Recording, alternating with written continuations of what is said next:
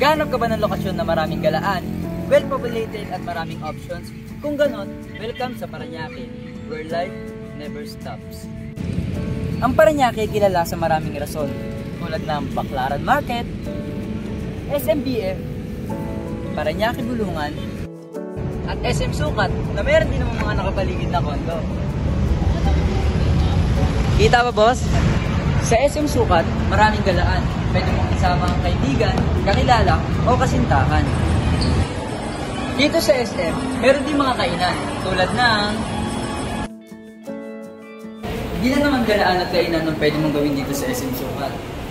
SM Sukat para masukat mo hanggang kaibigan ka lang niya. Sukat mo naman ako sa mga boss.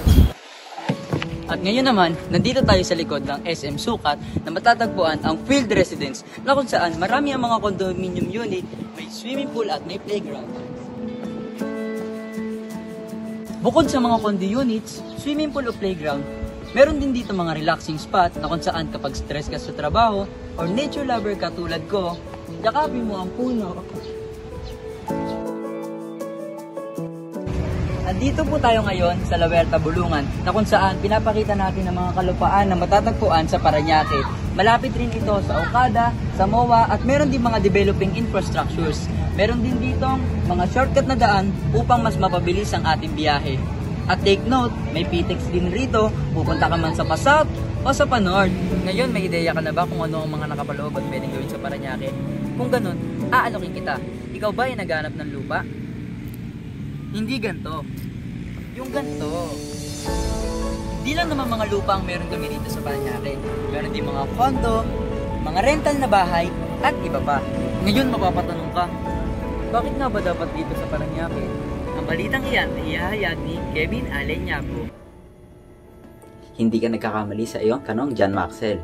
Magbibigay ako ng iilan sa mga maraming rason kung bakit sa Parañaque pa dapat tayo mag-invest. Simulan natin sa lokasyon. Ang Parañaque ay isa sa mga lugar ng Metro Manila na kung saan nagiging accessible ang iba't ibang lugar tulad ng Las Piñas, Taguig, Pasay at Makati City.